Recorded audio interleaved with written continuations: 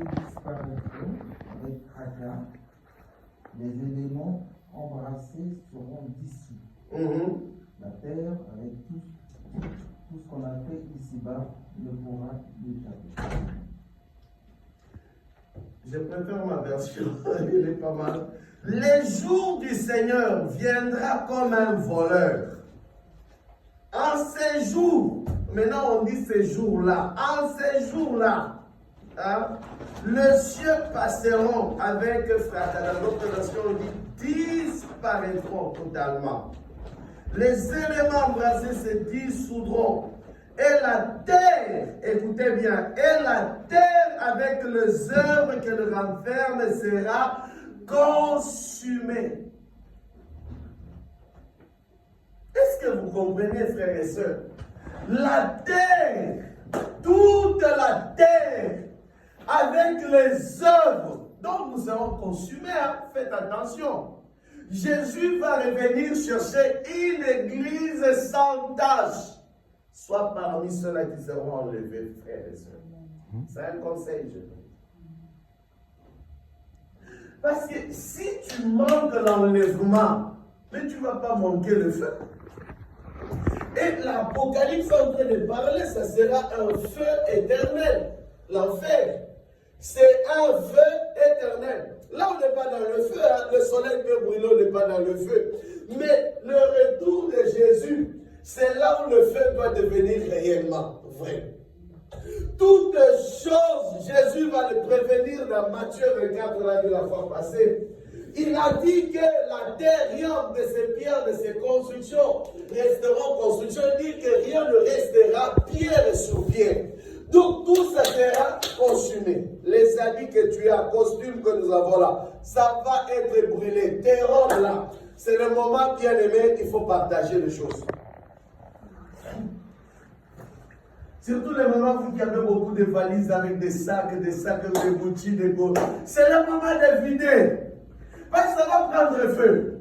Parce que si Jésus, quand il va venir là, nous qui avons des costumes, c'est le moment de partager. Tu as quelque chose là, partage. C'est ça aussi la notion du jeûne, Ésaïe 58 qu'on a vu le vendredi. Il faut partager les autres. Il faut penser aux autres. Il faut penser à ta famille, à nos familles, à la famille de tout le monde. Il faut penser être bien. Ce n'est plus le temps d'être égoïste. Bien, ça sera chaud. Quand la Bible dit que les cieux disparaîtront, il dit que la terre et tous ses éléments seront consumés. Vous voyez la fin.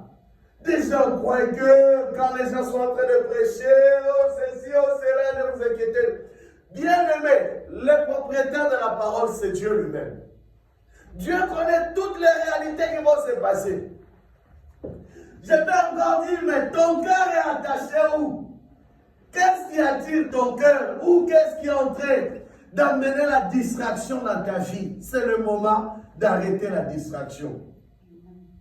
C'est le moment de revenir à Dieu. Cherchons premièrement le royaume des cieux. Cherchons d'abord le salut, bien-aimé. À quoi servira un homme de gagner la terre et de perdre son âme? La Bible dit tout passera. Mais celui qui fait la volonté de Dieu ne passera jamais, dit la Bible. Amen. Tu es en train d'être consumé. Vous croyez les guerres là, mais ce ne sont pas des guerres avec des armes de l'eau, c'est les armes de feu. Hein? Quand une bombe tombe quelque part, elle fait quoi? Elle consume. Il y a des cratères, s'il faut le dire, de tout. Hein? Mais nous devons prier. Nous devons prier. Est-ce que ta prière là, peut empêcher un danger? C'est ça maintenant aussi la question qui est là. Tout peut arriver. Regardez déjà la tempête. Si la tempête peut nous créer déjà manquer du courant. Hein? Mais bien aimé, ce qui est en train d'arriver, c'est le feu éternel sur toute la terre.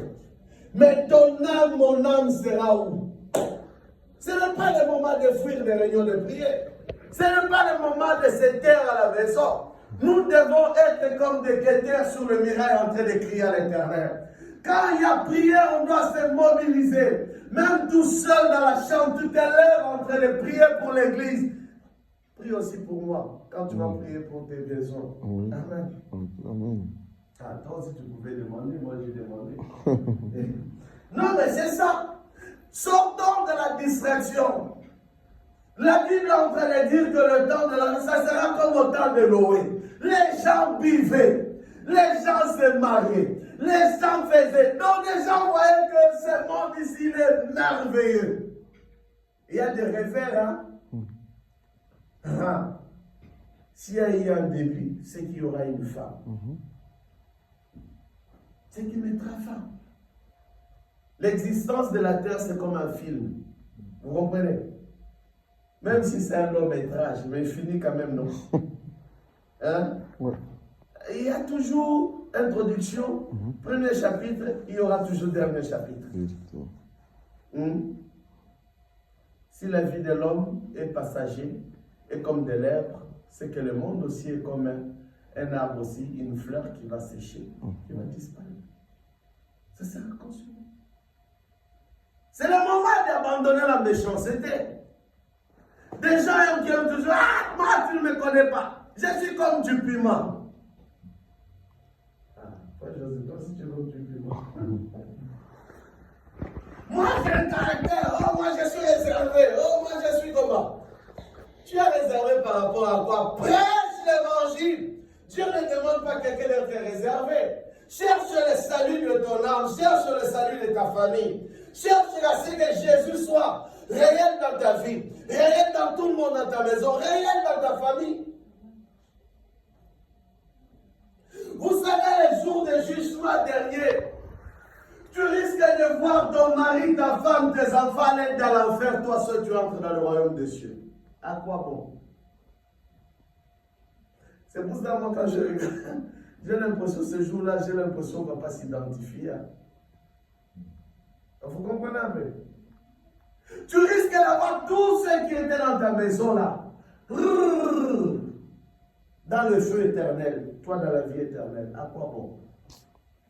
Vérité. À quoi bon? Qu'on réfléchisse là-dessus. Ça, ce sont des réalités réelles qui sont là. On doit réfléchir, bien-aimé, la survie de notre âme. On doit réfléchir, bien-aimé, où on va finir. Là, la Bible est en train de dire, dans 2 Pierre chapitre 3, verset 10, il est en train de dire que le ciel disparaîtra. Mais s'il disparaît, imaginez qu'on se réveille que le ciel n'est plus là. Elle dit que la terre et tous ses éléments seront consumés. Mais on va se retrouver un jour dans la salle. Mais attention, la Bible dit qu'il viendra comme un voleur. Donc avant la disparition du ciel, avant que la terre soit consumée, mais il doit d'abord chercher ce qui lui appartenait sur la terre. Parce qu'il ne peut pas y avoir des dégâts tardés. Mais vous savez que nous qui prions, nous qui marchons dans la terre, c'est grâce à nous que les choses sont encore là, que l'enlèvement n'a pas encore eu lieu. Votre façon d'accepter là. Non, mais oui, mais je passé comme si je n'étais pas content. Non, mais c'est ça. Peut-être c'est grâce à toi, grâce aux élus de Dieu, hein, que les choses se temporisent encore. Vous savez que j'ai l'habitude de dire que nous sommes les extensions de Dieu. Vous comprenez? Donc, c'est-à-dire Dieu contrôle par toi. Si Dieu t'enlève, c'est-à-dire cet endroit-là, Dieu ne va plus contrôler. Un enfant de Dieu, avant de déménager, demande d'abord à Dieu. Vous ne voulez pas tirer la main? Amen. Vous qui cherchez toujours Champs-Élysées, Champs-Élysées. Non, ce n'est pas tout le monde qui a Champs-Élysées. Demande à Dieu. Nous sommes les extensions de Dieu, les ambassadeurs de Dieu. C'est-à-dire qu'il faut qu'un ange vienne t'assister, te dire va t'asseoir là-bas, par rapport à ce que Dieu veut faire sauver. Et Dieu est en train de retarder les choses, c'est pour le salut. On doit se réveiller, bien-aimés. On doit totalement se réveiller, frères et sœurs. On doit totalement se réveiller avec Dieu. Dis à ton voisin que le réveil de Dieu commence aujourd'hui dans ta vie. Sois réveillé. Sois réveillé, maison de rouleau. Soyons réveillés. Soyons réveillés. La vie de l'homme sur la terre, elle est courte. Notre séjour, elle est courte. Ce n'est pas pour le manger et le boire que nous sommes nés, sur que Dieu nous a créés.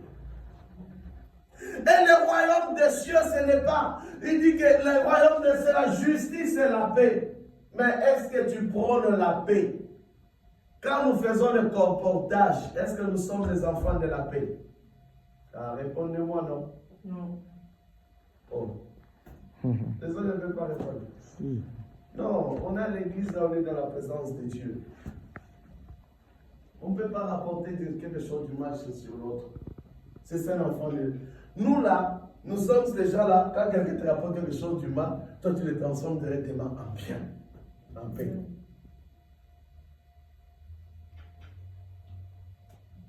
Dis à ton voisin, sois pompier, apprends à éteindre le feu. Apprends à éteindre le feu.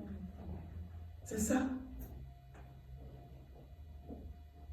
Même si tu apprends quelqu'un à voler dans l'église, éteins le feu.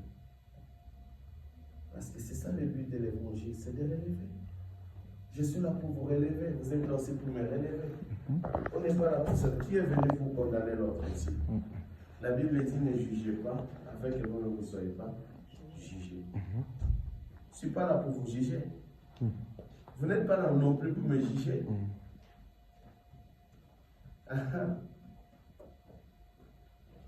C'est ça. Tout ça, c'est 2 Pierre chapitre 3, verset 10. Le ciel va disparaître. La terre sera consumée. Jésus aussi va venir comme un voleur dans la nuit. Bon, qu'on se pose un peu. Ce qui est essentiel, ce n'est pas que la terre disparaîtra, ce n'est pas que la terre sera consumée, le ciel sera. Mais c'est quand Jésus va revenir, trouveras-tu la foi parmi dans ton cœur. Parce que pour que tu montes, tu sois enlevé, tu dois avoir la foi. Mais s'il n'y a pas la foi, c'est la disparition. La Bible va plus loin. Dans Apocalypse 13, il dit que heureux de mort dans le Seigneur. Bon, maintenant, quand vous voyez des gens en train de préparer sa tombe, là, vous croyez que cet homme a la foi ou comment, ou il veut faire les choses bien, claires, nettes, correctes. Il n'a pas la foi, c'est de l'apostasie. Quelqu'un qui croit qu'il sera enlevé, tu vas l'acheter ta tombe. Pourquoi? Tu l'as déjà construit. Pendant que tu es vivant, tu commences déjà à laisser, à ériger, à écrire déjà l'héritage pour tes enfants. Tu vas aller où? Tu vas aller où? Ah, répondez-moi non, enseignement, tu vas aller où? Hein? Je ne sais pas. Moi non plus, je ne sais pas. Tu vas aller où? Ce ne sont pas des choses à faire. Jésus va revenir nous chercher. Nous devons préparer même nos enfants à ce qu'ils rentrent au ciel. Noé a tout fait cet homme, que Dieu bénisse cet homme. Il a sauvé sa femme. Il a sauvé ses enfants entrés dans l'arche. Pourquoi pas toi? Pourquoi pas moi? Quel est le travail toi là tu fais sur la terre qui t'empêche à parler de Jésus à ta propre d'abord famille? Est-ce que tu les aimes? Tu les aimes pas. C'est que nous les privons. Vous savez ce verset qui dit, maudit soit celui qui garde la vérité captive. Vous le connaissez, non? Maudit soit celui qui garde la vérité captive. Donc nous là, nous gardons souvent la vérité captive. Quels sont les moments où nous créons pour parler de Dieu dans nos familles?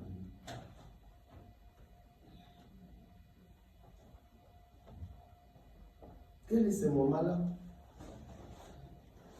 Non, mais c'est comme ça l'évangile doit être évangélisé. J'ai mal parlé, je pense. Parce qu'il faut créer. Paul est en train de donner à Timothée ce conseil, que les temps soient favorables ou pas. Donc ça peut être dans des fêtes, ça peut être une rencontre, ça peut être quelque chose où quelqu'un dit « Ah, j'ai pensé à toi, frère, ton fils, ça va. » C'est le moment aussi de l'exhorter, ce que Dieu t'a mis à cœur. Donc devenons le fils de l'exhortation. Parce que nous devons alerter à tout le monde que Jésus est en train de revenir. N'est-ce pas que la Bible est en train de dire que deux seront sur le même lit, un partira, un restera. Bon, maintenant, qui va partir et qui va rester? C'est la question qu'il faut se poser.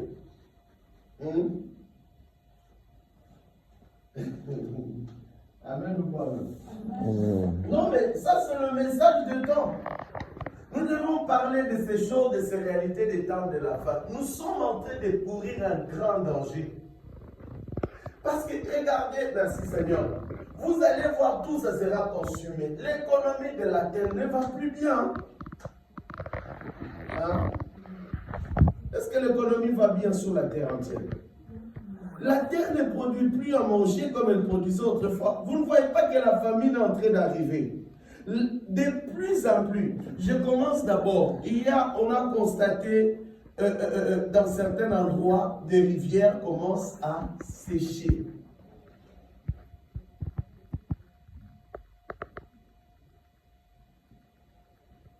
Ici, nous ne voyons pas, nous voyons toujours les océans, tout par-ci, par-là. Certains endroits, à petit feu, hein, si ça commence à disparaître, si l'eau disparaît, frère Kofi, qu'est-ce qui peut être entraîné par la suite? S'il n'y a plus l'eau dans un village, c'est qu'il y aura déplacement. Ok? C'est qu'il n'y a plus la vie. On dit en français que l'eau c'est la vie. Quand l'eau disparaît, les gens vont changer de coin. Là où vous partez de nouveau, ça disparaît encore. Vous allez changer d'accord, mais entre-temps, la mort va intervenir. La famine aussi, la sécheresse. Vous suivez la télé. On est en train de parler de la sécheresse qui commence à augmenter partout. Vrai ou faux? Ouais.